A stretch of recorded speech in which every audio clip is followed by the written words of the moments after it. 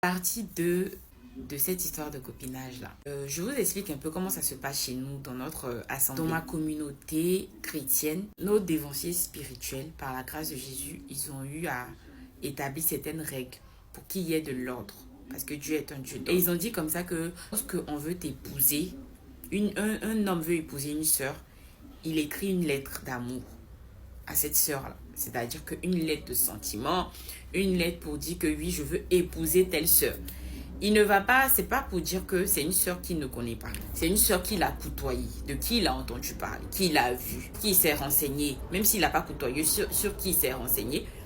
Une sœur, quand même il s'est renseigné sur cette sœur, il a prié aussi, le Seigneur lui a dit que c'est la femme de ta vie, c'est la femme de ta destinée, la femme de tout ce que tu veux. C'est la cote que j'avais prévue pour toi. Et c'est ainsi que quand il a bien prié, parce qu'il est chrétien, on suppose, il va donner sa lettre au pasteur pour dire, pasteur, voilà, cette lettre, ce qu'on appelle lettre chez nous là, c'est une sorte de dossier où tu mets toutes les informations sur toi, sur quelle sœur tu veux marier et tout ça. C'est une sœur, hein, c'est pas plusieurs sœurs. Et voilà que la sœur que tu veux marier, tu mets tout son nom dans le dossier, que tu veux marier telle sœur, tu as des sentiments pour telle sœur, tu veux la marier, tu as prié, tu es convaincu. Et le pasteur maintenant, il vient informer la sœur.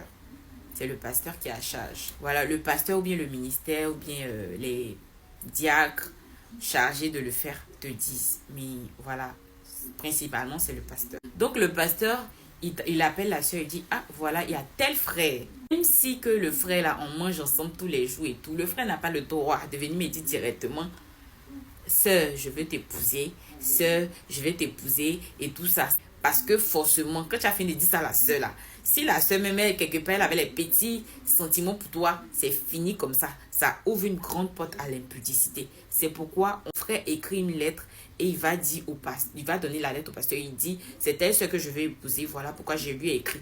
Quand il écrit là, c'est parce qu'il est prêt pour se marier, c'est parce qu'il est prêt pour faire d'autres, parce qu'il est prêt pour l'envoyer à la mairie. Chez nous là, c'est comme ça. On ne se lève pas comme ça pour écrire une sœur chez nous. Parce que Dieu est sérieux. Donc, ce n'est pas les histoires de copinage, on vient étudier les personnes.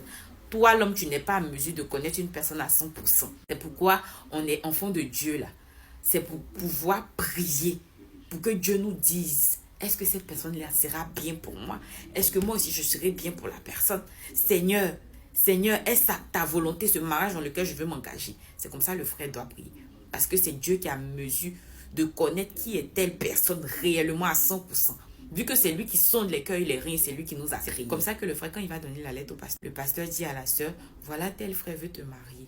Voilà, tu as 1 mois, 2 mois pour réfléchir, pour prier.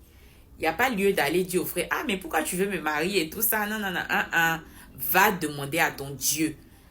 Lui qui t'a créé là, lui qui t'a sauvé là, lui en qui tu crois, Jésus-Christ de Nazareth. Je parle ici aux chrétiens, je ne parle pas à n'importe qui. Je parle ici aux enfants de Dieu, ceux-là qui ont accepté Jésus-Christ en tant que Seigneur et Sauveur. Car c'est ce que dit la parole de Dieu dans Jean 1, verset 13. On te donne 2 mois ou bien tu dis le temps que tu veux pour réfléchir. Mais en tout cas, ça n'arrive pas à 1 an. Ça n'arrive pas à 6 mois. La sœur, quand elle a bien réfléchi, elle a bien prié Jésus. Parce que si t'en vas d'une affaire jusqu'à la mort, nous sait pas. Donc la sœur même, elle prend son sujet au sérieux. Elle prie bien. Elle jeûne bien. C'est comme ça aussi, il est fait pour mon mari. C'est pourquoi il a fait 2e partie pour venir expliquer. Non, c'est pas après 2 ans. Le Seigneur m'a dit que c'était mon mari. J'ai pensé qu'il a dit non, Seigneur, ça c'est un esprit des eaux qui m'attaque. Parce qu'en ce moment, mon mari m'a pas écrit. Et puis mon Dieu m'a tout dit. Parce que j'avais une relation très intime avec le Seigneur. Et j'ai une relation très intime avec le Seigneur. C'est pourquoi le Seigneur me révèle beaucoup de choses à l'avance. Donc c'est comme ça que tout chrétien doit être. Tu dois avoir une relation de très grande intimité avec le Seigneur. C'est ainsi que le Seigneur même va te montrer les choses en avance. Comme je le disais, c'est comme ça que la sœur chrétienne doit faire. Quand le pasteur vient te dire, ah, tel frère veut t'écrire, il dit qu'il a des sentiments pour toi. Toi, tu t'en vas. Peut-être que le frère aussi n'a pas bien prié. Qu'est-ce que tu en sais? Toi, c'est à toi la sœur d'aller bien prier aussi. Parce que tu t'en vas dans une affaire de jusqu'à la mort, nous sait pas. Tu pries bien. Quand tu as bien prié, si le Seigneur t'a dit non, tu t'en vas, pasteur. Je ne suis pas convaincue d'aller dans ce mariage. Vraiment, je refuse. Non. Le frère sait que tu as dit non, il s'en va lui-même se conforter là-bas. Parce que tu n'auras pas causé le frère pour dire que vous avez établi un certain lien et puis il a fait des brisés cœur, tout ça là. Pour éviter ce désordre, pour éviter ces histoires de briser cœur là. que dans notre communauté, c'est comme ça que les choses se passent. Elle a bien prié le Seigneur. Et le Seigneur lui a dit, c'est ton mari. Sinon, je vais ouvrir une petite parenthèse. Dieu ne nous oblige pas à rentrer dans un mariage que lui veut. Si tu veux, tu rentres dans un mariage, mais ça te risque et péril. Quand tu es arrivé là-bas, là, il t'aura prévenu. Donc, c'est ce qui est bon pour nous, là. Que Dieu nous donne son accord et nous confirme. La sœur, maintenant, si elle a accepté, elle a bien prié, Dieu lui a dit oui, elle-même, elle est contente et tout. Elle s'en va, elle donne sa réponse au pasteur. Pasteur, je suis d'accord, le Seigneur, je suis convaincue d'aller dans ce mariage. Et c'est ainsi que le frère et la sœur peuvent causer par appel, par message, ou soit en compagnie des personnes pour éviter l'impudicité, pour éviter le bisou, les bisous sur la bouche, parce qu'il n'y a pas d'autre qui s'est fait.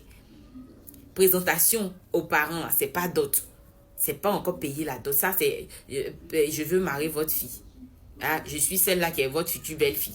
Mais il n'y a rien encore. Ils peuvent causer par appel et par message pour essayer de se connaître sans sujet bizarre, sans perversion. Et maintenant, pendant tout ce temps-là, ils peuvent avoir, on leur donne maximum 6 mois pour se préparer à la dot. Pendant ces 6 mois-là, ils ont l'occasion de... Vous êtes d'accord avec moi que dans le monde, là, il y a les gens qui font même pas 6 mois et puis c'est marient. Donc, ne venez pas mettre les commentaires ici. Ah, 6 mois, ça va pour se connaître. Pourtant, d'autres font, ils font même pas 6 mois avant de se marier dans le monde. Ils se marient, ils sont heureux. Il y a d'autres qui font 15 ans. Et puis, le monsieur là, il ne marie pas la femme là. Il dit qu'elle est mauvaise. Après 15 ans de concubinage, dans la fornication, il s'en va marier une autre personne. Donc, quand on te donne 6 mois, si tu veux, si tu peux négocier aussi 1 an, tu peux négocier pour te préparer à la dot, à doter la sœur. Mais on ne vous laisse pas l'occasion de vous voir à 2 seulement.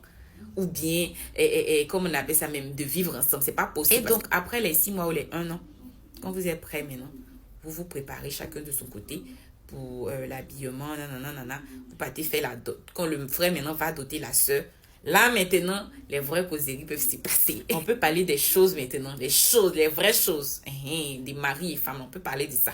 Mais on ne vient pas se montrer le corps et tout ça. Après la dot, maintenant, on peut faire toutes sortes de causeries qu'on veut.